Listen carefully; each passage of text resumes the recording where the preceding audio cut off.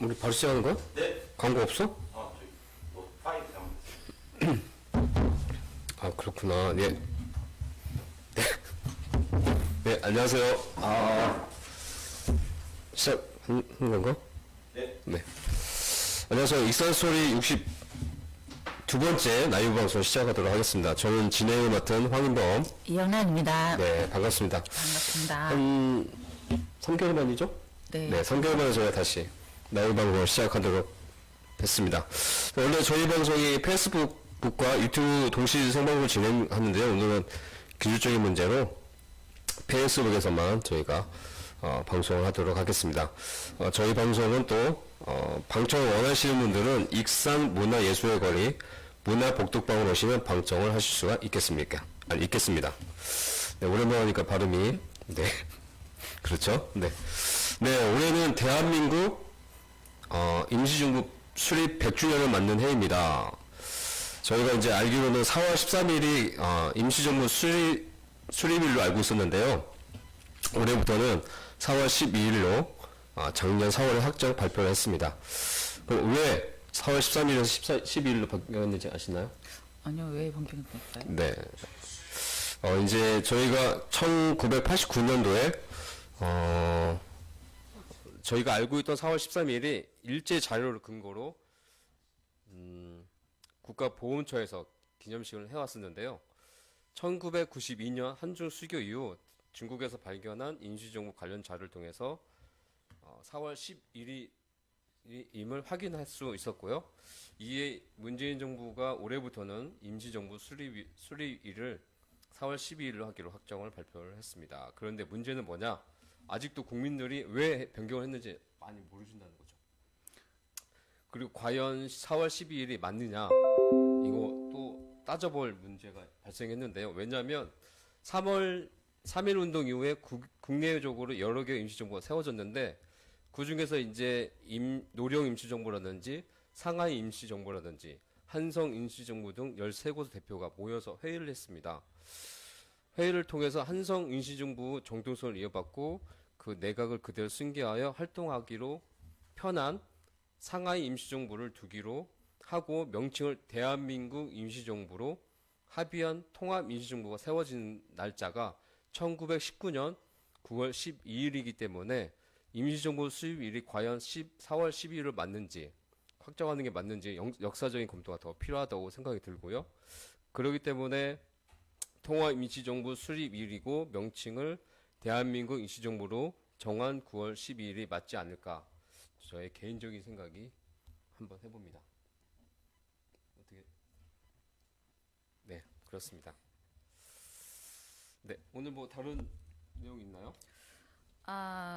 이번 달에 그 4월 22일이 자전거의 날이라고 하네요. 아, 그렇군요. 네, 거기서 그 자전거 안전하게 타기 행사를 만경강 자전거 무료 대회에서 하는데 네. 익산시청에서 4월 3일부터 4월 19일까지 선착순 20명한테 무료로 데려준다 하니까 그 관심 있으신 분들 시청 도로과에 전화하셔가지고 참가 신청해 주시기 바랍니다.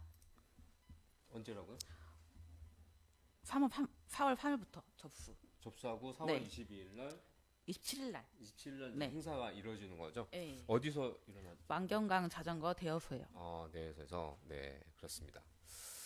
네, 오늘은요. 저희가 이제 3.1절 100주년을 맞아서 익산에서 일어난 4.4 만세운동 주역이신 문용기 열사님의 자손이신 증손자시죠? 증손자이신 문연수님을 모시고 이야기를 나누도록 하겠습니다. 안녕하세요. 반갑습니다. 안녕하세요. 네, 시청자 여러분께 인사를 부탁드리겠습니다. 예, 사회자님이 앞서 말씀해 주신 대로 저는 1919년 지금 6년 전에 익산에서 일어난 4.4 만세 운동을 주도하셨던 문용기 열사님의 증손자 문현수입니다. 네, 그럼 문용기 열사님을 잘 모르시는 시청자분들도 계실 텐데 잠시 어떤 분이신지 설명 좀 부탁드릴 수 있을까요? 예, 저희 친조부님은 일찍이 한학에 분통하셔가지고 어린 나이 때부터 군인에서 훈장을 하시다가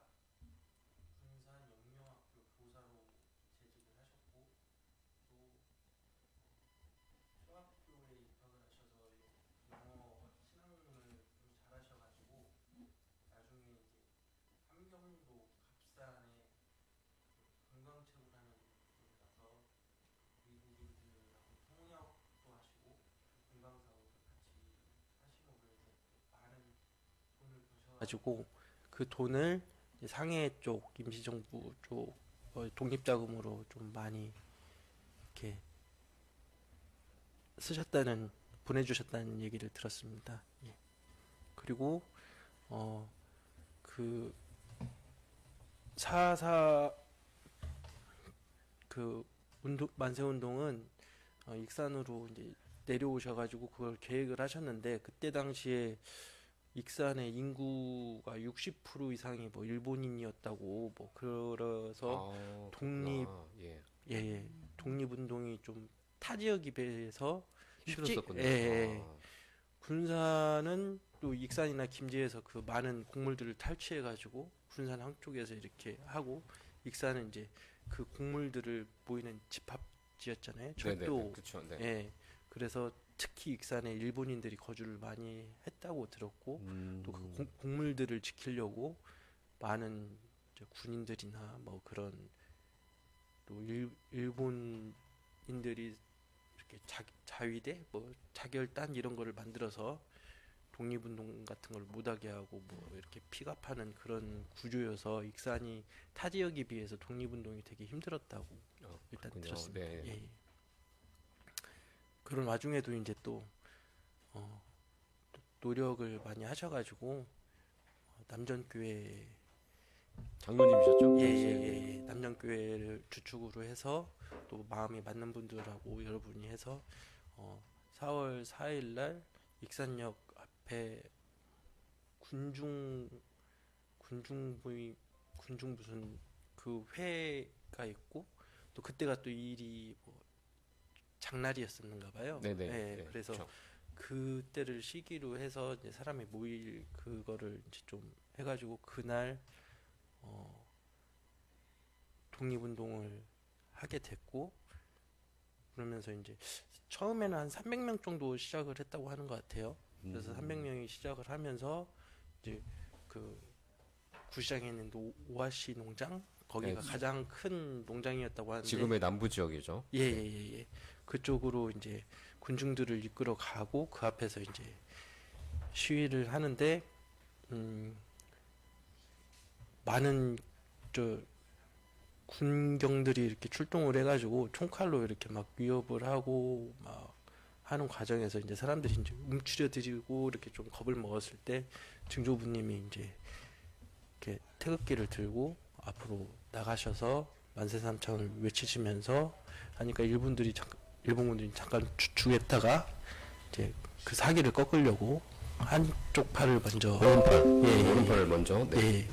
그래서 이제 칼로 내리쳐서 이제 한쪽 팔을 이렇게 절단을 했는데 그럼에도 불구하고 준조부님 또 다른 팔로 이렇게 또 태극기를 부여잡고 이렇게 했는데 또 그쪽 팔도 이렇게 하자 제가 듣기로는 그 이제 팔이 없어지니까 이제 계속 대한독립을 외치면서 이제 앞으로 나갔다고 들었어요. 예. 그런데 이제 그 광경을 보던 이제 일본인들이 이제 난사를 해가지고 이제 난자를 해서. 예. 그래서 피를 토해가면 이제 돌아가셨다고 들었는데 뭐 마지막 말씀이 이러셨다고 그래요. 뭐 일본인 칼이 이렇게 들어왔는데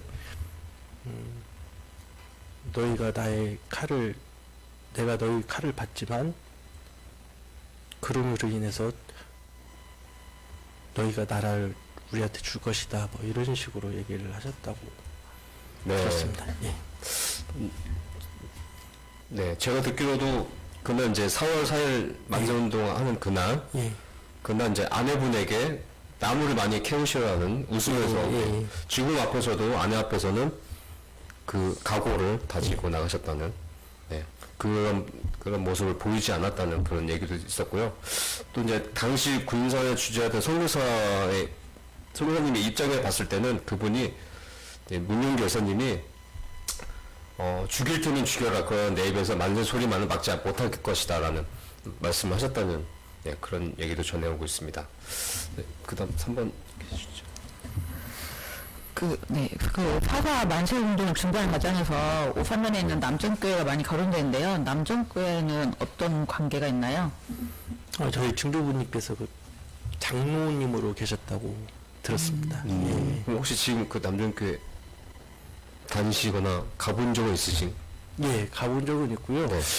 이제 그 뒤로 이제 좀 시간이 흐르면서 할머니 할아버지께서 이제 아무래도 좀 그런 게 있었겠죠. 그 교회를 아무래도 그렇죠. 그래서 원불교로 개종을 했다가 그러셨구나. 지금은 이제 좀 천주교 일부는 천주교를 믿고 일부는 또 기독교를 믿고 지금 그러고 있습니다. 그러시군요. 그럼 그 1919년 당시 그 르선 나이는 어떻게 되셨죠 그때? 제가 알기로는 지금 저랑 동갑인 42살로 알고 있습니다.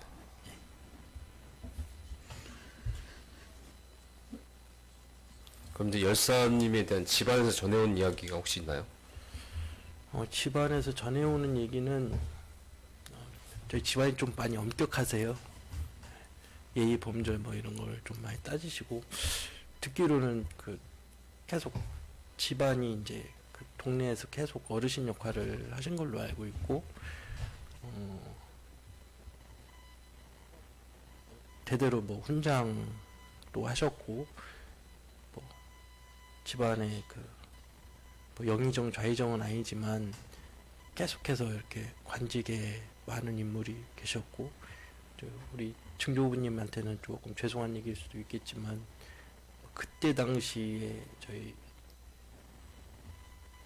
씨 집안에서 독립운동을 많이 한 걸로 알고 있습니다. 그 이후에도? 예. 여기 익산에는 저희 증조부님이시지만 이제 집안 쪽으로 보면 좀 많이 계시더라고요. 네. 해외에서도 활동 많이 하신 분들도 계시고 임시정부에서도 좀 계신 분들도 계시고 무관학교 졸업하신 분들도 계시고 좀 그런 것 같습니다. 그리고 저희 증조부님이 어렸을 때부터 되게 영특하셨다고 그런 얘기를 들었어요. 그래가지고 뭐 한학 뭐 이런 뭐 신학 이런 거 학문도 좋아하셨지만 의학도 관심이 좀 많으시고 저희 할아버지가 갖고 계신 책도 되게 많았거든요. 제가 어렸을 때 가면 좀 싫었어요. 다 한자고 막 집안에 책이 뭐 다른 집은 다 막 고스 붙이고 막 이러고 재밌게 노는데 저희 집 막 바둑 둬야 되고 막 그런 침체들 좀.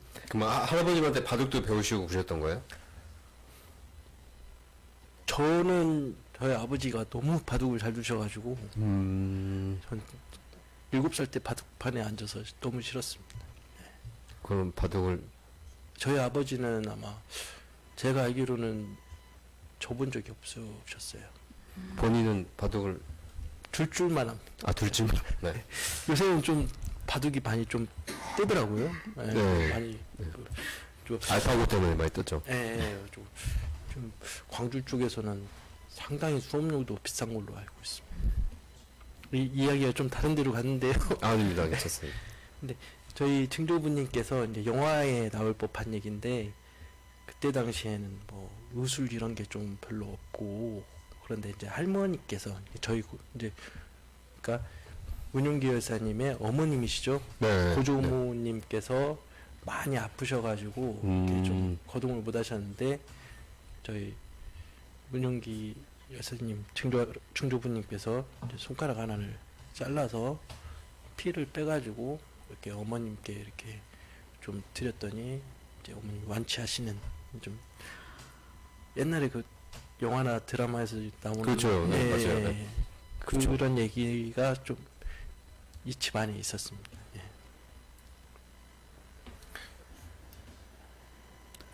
근데 진짜 피를 먹이면 살아나나? 근데 어떨 때는 빼야 되고 어떨 때는 또 들어가면 괜찮은 것 같기도 하고 그런 것 같더라고요. 저희 아버지 케이스도 그렇고 뭐 한 가지 아는 거는 제가 좀 이제 헌혈을 좀 자주 하는 편인데 헌혈을 주기적으로 하는 사람들은 일반인에 비해서 13%인가 암에 걸릴 확률이 적대요. 오, 그렇군요. 세피가 생겨서 그러는 건가? 그렇죠. 예, 쉽게 얘기해서 이제 저희가 이제 성인이 되면 이제 땀을 많이 못 흘리잖아요. 네. 근데 땀이 흘려야 이렇게 독소가 빠지는데, 그러니까 땀도 어떻게 보면 피가 타서 이렇게 나오는 거랑 비슷한 그런 구조라고 들었는데, 저희가 이제 예를 들어서 이제 나쁜 피가 있으면 그게 빠지지가 않으니까 그런 거를 뭐 억지로 이렇게 뭐 나쁜 피를 남자한테 주는 거는 아니지만 정말 필요한 사람들한테는 그 나쁜 피라도 좀 소중한 그런 자산일 수도 있지 그렇죠, 않습니까? 그렇죠. 네. 그래서 이제 피도 이렇게 좀 저희 아버지 투병하실 때 보니까 저도 그거를 몰랐는데 헌혈을 그냥 생각 없이 조금 하는데 아버지가 이렇게 혈장이라든지 혈소판이라든지 이렇게 응급할 때 이제 전열이라든지 맞는 거 보고 와, 더 해야겠구나 이런 생각을 좀 하게 됐습니다. 그러셨구나. 지금 헌혈은 얼마나 몇 번이나 하신 거예요? 지금까지 그렇게 많지는 않고요. 한 87회인가 하겠는데 제가 가을부터 좀 몸 관리를 못 해가지고 잠깐 쉬고 있습니다. 87.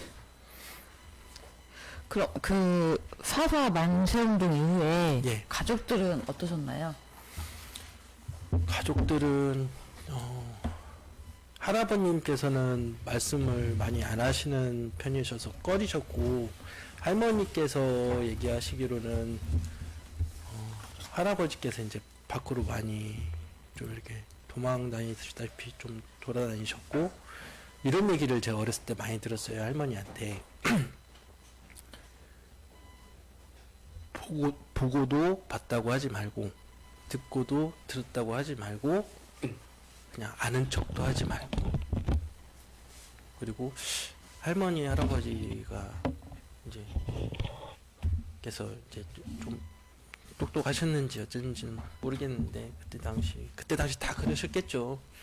뭐 청나라 침범도 있었고 일본 것도 있어가지고 기본적으로 3개국어는 하셔야 살았다고 뭐 그런 얘기도. 그 할머니께서 이제 저희 할머니도 똑똑하시다고 저희 할아버지 똑똑하시지만 할머니도 3개국어 정도는 하셨다고 하시더라고요. 근데 그 이제 지금 뭐 저희 집안뿐만이 아니라 뭐 보면 이제 독립운동가 후손들이 이렇게 잘 못 살고 뭐 이렇게 좀 그런 게 좀 있는 것 같은데 좀 그런 부분에 대해서 뭐 제가 잘 살자고 하는 건 아니고요. 그런 부분이 조금 안타깝더라고요. 요새 세상을 보면 좀 정의를 외치는 사람들은 좀 낙후되고 다 거짓으로 살고 뭐 이렇게 자기 위주로 살고 뭐 그런 거 보면 조금 많이 안타까운 마음이 있습니다. 그렇죠, 맞아요. 프랑스 같은 경우는 이제 독일 지배하였을 때 이제 레지스탕스가 이제 그 핵심적인 이제 독일 요원들을 암살도 하고 또 프랑스의 주요 인물들을 구출하는 역할을 많이 했기 때문에 그걸 이제 세계 연합군들이 인정을 했거든요. 그래서 이제 그 레지스탕스가 독일이 이제 패배했을 때 정부 공화국을 세우면서 이제 그 독일에 이제 부역했던 사람들 우리나라로 말하는 민족 가역자들 이제 수청을 했기 때문에 그런 나라를 위해서 힘썼던 사람들이 잘 대우를 받을 수 있었는데 우리나라 같은 경우는 임시정부가 인정을 못 받았기 때문에 우리나라에 그 아직도 많이 남아있는 민족 가역자들을 수청을 못해서 사실 이제 피해가 났잖아요. 예. 목숨을 바치고 또 전 재산을 다 바쳐서 나라를 위해서 애썼던 분들이 오히려 피해 다니는 이런 사태가 일어나서 많은 분들이 독립운동가들 후손들이 많이 피해를 받았던 나라가 우리나라인데 지금이라도 우리나라가 좀 지금이라도 우리나라가 이런 일들을 다시 되찾아서 독립운동가들의 후손들을 대우를 좀 제대로 해줬으면 하는 바람이 있습니다. 네, 열사님의 혈의가 독립기념관에 전시되어 있다고 들었는데 혹시 어떻게 전시되어졌는지 아시나요? 중조모님께서 이제 그때 시신을 수습하시면서 그게 또 문제가 될까 싶어서 그 땅 속에다가 그 예전에는 이제 장독 네, 이렇게 맞아요. 해가지고, 장독에다 묻혔죠. 그래서 묻어가지고 숨기시고 이제 해방이 된 후에 그거를 공개하신 걸로 알고 있습니다. 그걸 누가 발견한 건가요? 아니죠, 이제 증조모님이 갖고 계셨던 거죠. 그걸 게 예, 그거를 이제 묻혀 있었잖아요. 예, 예, 예. 뭐 누군가를 이제 발견했어야 되잖아요. 누가 꺼낸지는 잘 아, 그건 모르겠고요. 모르시고, 증조모님이 꺼내셨을 수도 있고, 이제 이제 뭐 해방한 다음에 그러셨을 수도 있고. 그렇군요. 저는 이렇게 이런 얘기 요즘 TV 프로그램 중에 선을 넘는 녀석들이라고 저- 있거든요. 네. 예. 잠깐 이제 아, 예. 네, 사진 좀 보고 가겠습니다. 네. 네, 저게 지금 독립기념관에 있는 거죠? 예, 맞습니다. 그리고 남전교회에도 모형이 있는 걸로 알고 있는데. 예, 예, 예. 저도 직접 가보지는 못했는데 있는 걸로 알고 있습니다. 네. 사진은 유튜브에서 저희가 자료를 추천했습니다. 아, TV 프로그램 중에 선을 넘는 녀석들이라고 예. 역사에 대해서 나오는 프로그램이 있더라고요. 예, 예, 저희 그 프로그램을 좀 자주 시청하는데 저희 학교 수업은 주입식이잖아요. 예. 몇 년도에 뭐가 일어났고 뭐가 며칠 날 일어났고 이건데 다른 사항 왜 이렇게 아프게 팔이 달리고 막 이런 아픈 내용들은 솔직히 잘 모르거든요. 그런 게 좀 안 전해지는 게 좀 안타까운 것 같아요. 모르는 사람들이 잘 모른다는 게. 그래도 이제 예전에 비해서는 저는 좀 많이 좋아졌다고 생각을 하는 게, 한 20년 전만 해도 뭐 아무도 이렇게 관심도 없고, 그랬었죠, 맞아요. 예, 이것도 어떻게 보면 이제 정치적인 이슈 때문에 이렇게 좀 거론이 되다가 이렇게 좀 생각지도 이제 못했었어요, 저희 집안에서는. 그런데 뭐 알려지면 좋기는 좋죠. 근데 아까 이제 선을 넘는 녀석들 이렇게 뭐 교육 이런 걸 얘기를 해주셨는데, 지금은 이제 학교에서 특히 익산시에서 문용기 열사님에 대해서 이제 초등학교 뭐 교재에 넣을 정도로 해가지고 교육도 많이 해주시고, 또 직접 가서 이제 현장 투어 같은 것도 이제 선생님들이 직접 홍보를 해주시고 하신다고 하시더라고요. 그렇구나. 예, 근데 그런 것보다 저는 제가 생각했을 때는 우리나라가 잘 되려면, 제가 이런 얘기 해도 되는지 모르겠는데 일단 교육이 먼저 서야 될 것 같고요. 또 아까 운 원장님께서 뭐 레지스탕스 얘기 잘 해주셨는데,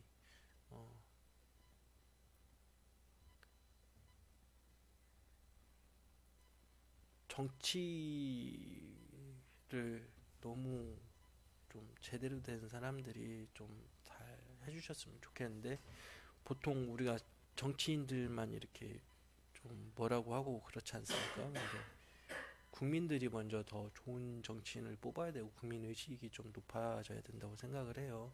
그리고 정치하시는 분들도 좀 내려놓으시고, 뭐 어떤 나라는 직업을 가지면서 국회의원을 하면서 돈을 안 받고 무부수로 이렇게 예, 하시는 맞아요. 나라가 네. 있다고 하더라고요. 정말 나라를 위해서 하시는 분들이. 그런 거를 봤을 때 우리나라는 좀, 말은 뭐 OECD 선진국 어쩌고 저쩌고 하는데 그런 거에 비해서는 너무 후진국이 아니지 않나. 그리고 지금 이제 너무 좀 개인주의로 가는 형국도 있고, 또 최근에는 너무 임금이 많이 오르는 반면에 일자리는 너무 없고, 그러니까 본인들이 우리가 가져가려고만 생각을 하는 게 아니고 어떻게든 더 사회를 이렇게 부흥시키려고 하고, 좀 내려놓고 좀 나의 이득보다는 모두의 이득을 먼저 생각을 하는 그런 정치나 교육이 먼저 우선이 돼야 나라가 바로 서지 않을까 하는 생각을 하고 있습니다. 맞습니다. 그럼 지금까지 정부나 뭐 익산시에서 예. 상을 받거나 보상을 받으신 적이 있나요?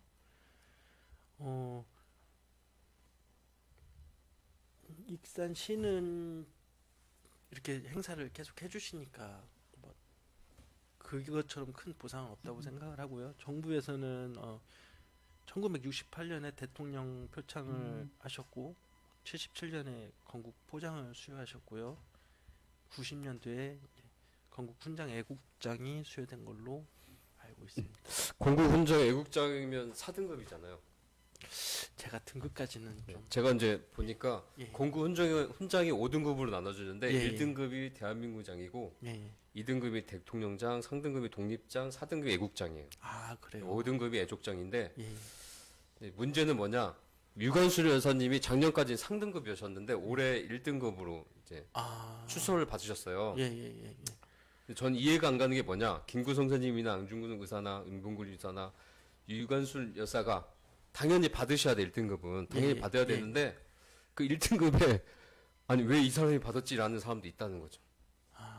그러면 과연 문용기 여사님이 4등급 외국장의 추서가 맞느냐? 저는 익산시나 익산 시민단체, 익산 시민들이 국민청원을 넣어서 문용기 여사님도 대한민국장을 받아야 된다고 추가로 서원을 할 수 있도록 해야 된다고 생각하거든요. 말씀만이라도 아유, 감사합니다. 왜냐하면 진짜 내 대한민국장 명단을 제가 봤는데 정말 이 사람은 왜 받았지? 아, 왜 이런 사람을 줬지라는 사람도 있어요, 진짜로. 그러면에 문용기 열사님은 4등급이라는 게 저는 납득이 좀 가지 않거든요. 그래서 익산시에서 좀 적극적으로 좀 받을 수 있도록 좀 많이 협조를 했으면 하는 바람이 있습니다. 저보다 많이 공부를 하고 오셔가지고 제가 부끄럽습니다. 아니에요. 감사합니다. 네. 네. 아직도 이제 1등급을 받으셔야 할 분들이 참 많은데, 참, 안타깝죠, 아직은 우리나라가. 그래도 많이 노력하고 있으니까 많은 분들이. 이렇게 생각해 주시는 분들이 1등급이죠. 사실 저도 20살, 20대만 해도 예. 별 관심이 없었어요, 나라에. 나라에 별로 관심이 없었는데, 이제, 나이를 먹으면서 또 이제 독립운동가에 대한 영화도 많이 나오고, 이제 점점 관심을 갖다 보니까, 왜 이런 분들이 왜 정말 아직도 인정을 받지 못할까라는 아쉬움도 많고, 실제로 이제 김구성 선생님이 나라를 잡았으면 그 핵심 인물들이 정부를 수립을 했으면 이제 독립운동가 후손들이 이런 나쁜 결과가 없었을 텐데 제가 최근에 만난 분도 독립운동가 후손인데 그분들 되게 많이 힘들었다고 하더라고요. 가정적으로도 많이 이제 전 재산을 다해서 할아버님이 독립운동을 하셨는데 나라는 오히려 핍박을 주고 피해 다니고 그런 결과가 있었다고 자기도 되게 힘들었다고 하더라고요. 그분들도. 그래서 참 아직은 멀었지만 나라가 점점 좋은 결과가 있을 거라고 좀 예상을 합니다. 1등급으로 아 예, 감사합니다. 국민청원 한번 해볼까요? 익산 소리에서 예, 해주시면 뭐 혹시 이제 계획 중이신 일이 있다고 들었는데 어떤 일이 있나요? 20년이 아니죠. 뭐 태어났을 때부터 계속 생각하고 구상하는 게 나이를 먹으면서 이제 점점 구체적이 되더라고요. 그러면서 아까 말씀드린 이제 어른이 돼가면서 네. 아버지가 어렸을 때 뉴스 보는 거를 너무 좀 싫어했는데. 저도 그랬어요. 네, 맞아요. 근데 지금 저희가 뉴스를 보고 있지 네, 않습니까? 맞아요. 아버지란 그 자리가 그런가 봐요. 그래서 저는 이제 가장 하고 싶었던 게 이제 누구나 다 마찬가지일 거예요. 대한민국 아버지들은 사랑하는 아내 그리고 사랑하는 자식 그리고 이제 남자로서 아버지로서의 역할. 저는 이제 아내하고 아이들은 이제 어느 정도 해서 좀 잘 된 것 같아요. 애들도 잘 크고 있고. 네. 이제 저가 잘 되는 이제 저가 잘 돼야 아이들한테도 떳떳하고 좋은 아버지의 모습으로 이제 기억될 수가 있어서 큰 건 아니지만 어렸을 때부터 생각했던 자선 사업이 가장 하고 싶고 지금 계획 중인데 언제 될지는 모르겠어요. 지금 직장인이다 보니까 그런 거 생각할 시간도 조금 부족한 게 사실이고 그러나 언젠가 기회가 된다면 진행자님과 또 여러분들 더 좋은 분들하고 함께해서 요식업을 좀 하고 싶은데 그쪽에 관한 이제 자선 사업으로 해서 이제 뭐 사회 봉사하시는 분들한테 조금이라도 좀 도움이 되고 좀 아버님들 소주 한잔 하실 때 주머니 가볍게 이렇게 소주 한잔 하시게 하는 공간 정도 만드는 게 제 마지막 꿈입니다.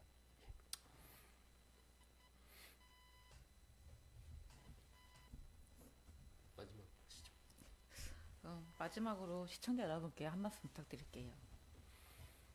아까 시청자 여러분께 좀 많은 말을 해가지고 큰 거는 또 제가 또 큰 거를 이렇게 말씀드려야 되는 입장도 아니고, 근데 아까 말씀드렸다시피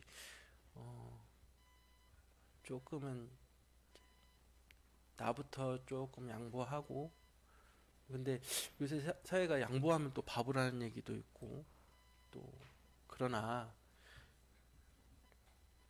많이 얻고자 내가 양보를 하는 게 아니고 덕이라고 하죠. 특히 익사는 예전부터 이 인심, 미덕, 호남의 대표 아니었습니까? 그래서 좀 아직도 좋은 분들이 많이 계시지만 그런 좋은 분들 주축으로 하셔가지고 좀 그런 나누는 문화, 그리고 조금 내가 조금 덜 갖고 양보하는 문화, 요새는 좀 너무 이런 게 없더라고요. 쉽게 얘기해서 예전에는 차를 몰고 저녁에 딱 가면 상대방이 라이트를 꺼줘서 내 눈을 안 비치게 신호대기 할 때, 그리고 깜빡이를 항상 켜줘가지고 앞에 사람이나 뒷 사람들이 방향을 이렇게 하거나, 뭐 예를 들어서 갑자기 이렇게 끼어들면 깜빡이라도 넣어주고, 이런 비상 깜빡이라도 넣어주고 미안하다는 수신호를 하고 했는데, 요즘 사거리를 보면 라이트를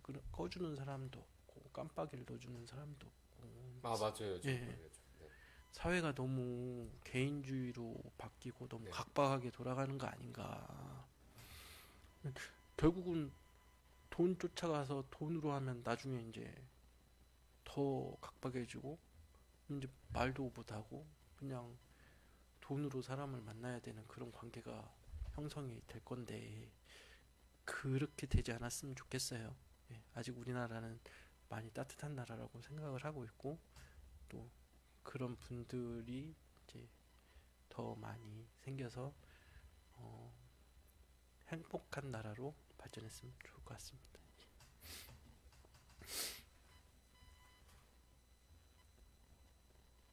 네. 나이트 같은 경우는 이제 차량에 이제 오토 기능이 생겨가지고 그건 어쩔 수 없는데, 네. 사실 방향 지시등은 뒷사람에 대한 배려거든요. 그래서 방향 지시등은 배려 차원에서 좀 꼭 잘 지켜줬으면 좋겠고요. 사실 이것도 안 키면 걸리거든요. 신고하면 벌금 내야 됩니다. 네, 잘 지켜주셨으면 좋겠습니다. 네, 저희 익산스토리 방송에서는 익산에 있는 회사나 소상공인들을 응원하고 있습니다. 저희 방송을 통해 알리고자 하시는 분들은 지금 나가는 아래 연락처로 연락을 주시면 방송에 출연할 기회를 드리도록 하겠습니다. 익산에 있는 소상인들이나 해설을 알릴 수 있는 좋은 방송이 되었으면 좋겠습니다. 네, 이거 좀 해주세요. 네, 오늘 출연해주신 문일 결사님, 증손자이신 문연수님 진심으로 감사드리고요. 다음 주에도 저희 익산 스토리 페이스북 라이브 방송은 익산을 알리고 익산을 살리는 방송이 되도록 최선을 다하겠습니다. 시청해주신 여러분 감사합니다. 네, 감사합니다. 오랜만에 하니까.